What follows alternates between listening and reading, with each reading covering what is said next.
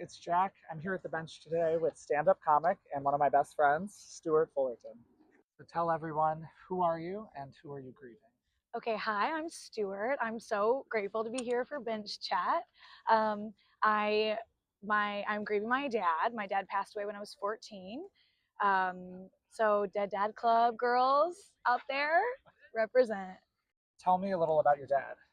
So my dad, Jim Fullerton, was an amazing person. He was actually my middle school principal, Oh, wow. which is the craziest part of everything. Everyone's like, what? And he was just a really great guy. I'm from Arkansas. He grew up in this really small town of Arkansas and then moved to the big city, which is Little Rock.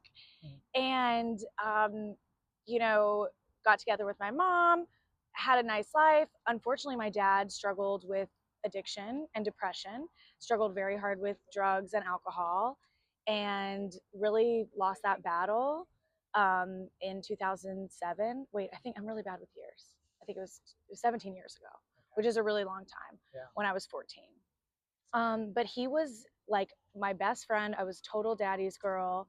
And he was just a really, really great person. He was great at his job. He grew up in a really, really small town in Arkansas. And so he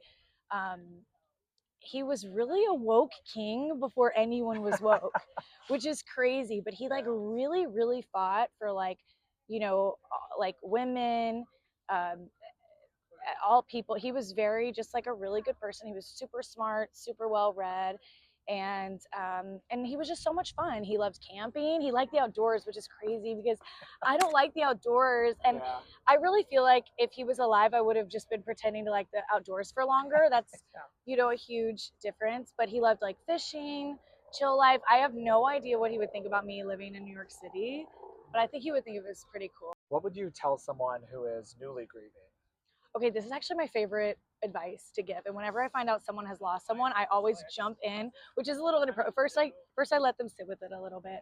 But so first of all, I'm not I mean, of course I'm grieving your Jack as well, but I lost my dad 17 years ago, so it's been just a really long process.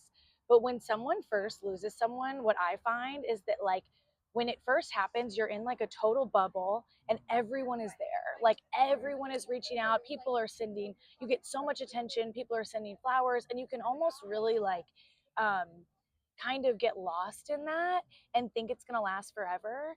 And I found the hardest part of grief is to be like 6 months to 12 months later when, people kind of forget and you have a bad day and nobody knows, or you go to a new school.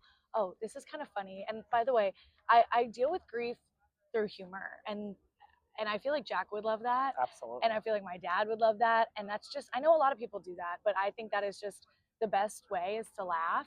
So I'm going to say something kind of funny. So my dad, my dad passed away the summer after middle school when I was going into high school. And I'm like, what the fuck? I'm not going to get any attention for this because I'm going into high school and no one's going to know. Oh, new school. New school. Oh. So I had to just go in raw. And nobody knows that I'm like a tragic, grieving girl. Oh. And I just had to go to high school and pretend everything was normal. Yeah. Meanwhile, I just lost my dad.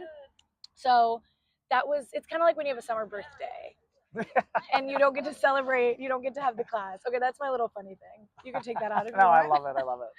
But so really, it's like the time after that I think you have to really take care of yourself. Mm-hmm. I don't know if that was your experience. Oh, absolutely. I totally agree. But at the beginning, it's on everyone's mind.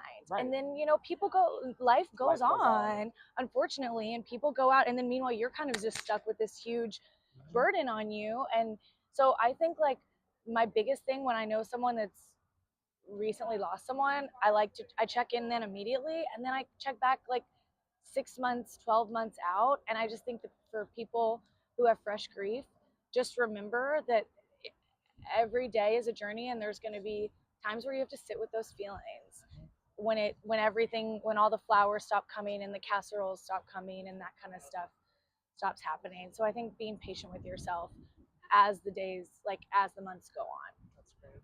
What was the most surprising thing about grief for you? I really think, and I feel like you've touched on this, is how randomly it can pop up. Like you could be like having a night out and then like feel a tear, start to come on. I when Usher performed his Super Bowl halftime performance, I had the most like shocking wave of emotion. My dad was obsessed with Usher, and I was just watching it and thinking like, I wish he was here. He'd be so proud of me for watching a sport ball game and a sport ball game. And that was just like kind of, it's just um, when it can pop up on you, I think is the most surprising thing.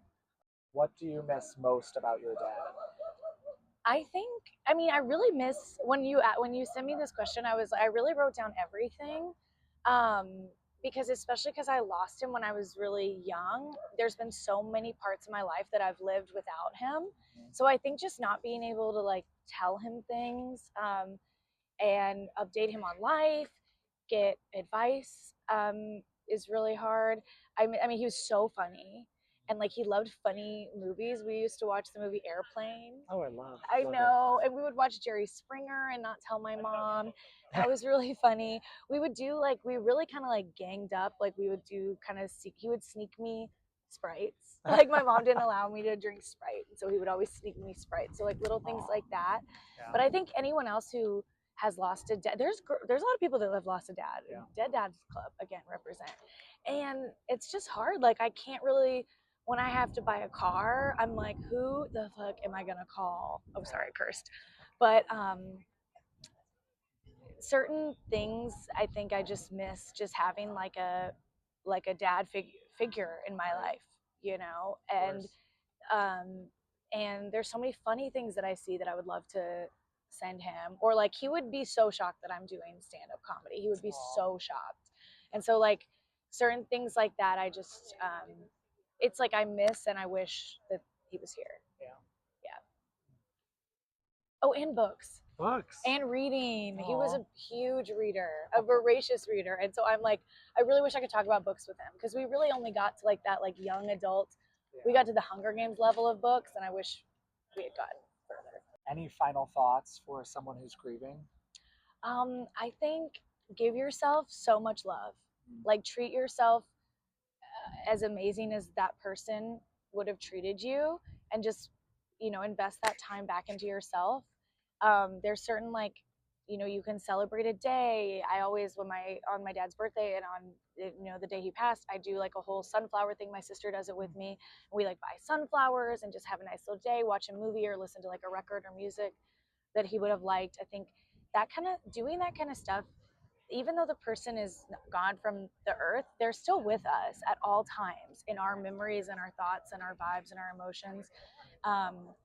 And so I think just like really honoring them. And I feel like this is something you taught me a lot with, you know, Jack passing, is looking for the signs in life. That is like, you doing that really made me like open my mind to that kind of stuff.